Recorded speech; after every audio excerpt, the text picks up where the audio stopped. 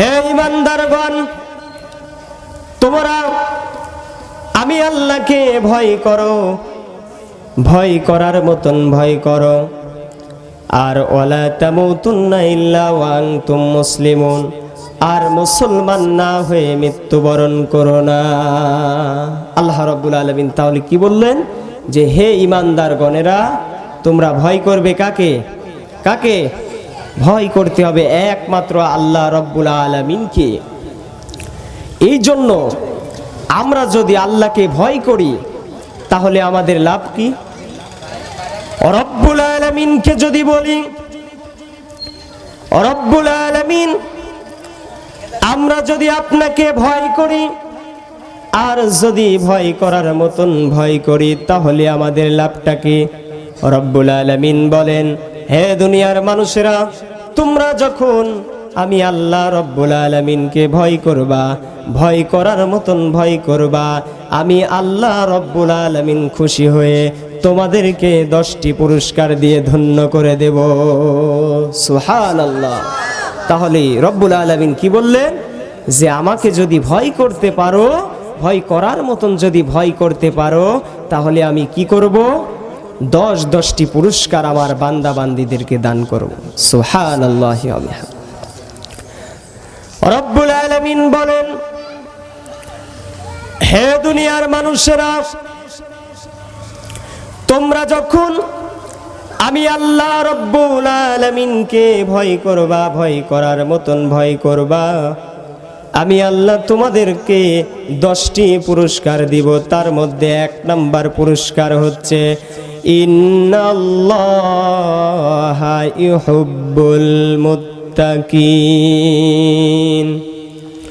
রব্বুল আলামিন বলেন, নিশ্চয় যারা মুত্তাকি বান্দা বান্দি, যারা আল্লাহ ভীরু বান্দা বান্দি, ওই আল্লাহ ভীরু তাকওয়াবান বান্দা বান্দিদেরকে আমার আল্লাহ ভালোবাসবে।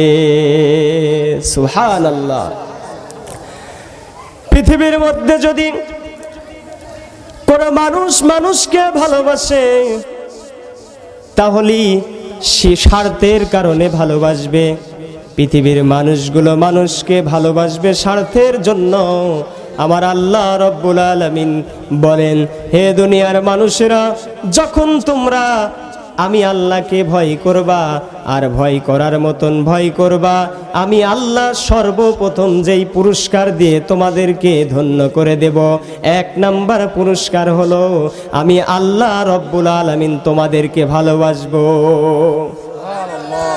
আল্লাহ রব্বুল আলামিন বলেন, যখন আমি আল্লাহ রব্বুল আলামিন তোমাদেরকে ভালোবাসবো, তখন আমি আল্লাহ জিবরাইল আলাইহিস সালাতু ওয়াস সালামকে ডেকে বলবো, এ জিবরাইল আলাইহিস সালাতু ওয়াস সালাম, শুনে নাও, আমি আল্লাহ রব্বুল আলামিন অমুক এলাকার অমুক ব্যক্তিকে ভালোবাসি।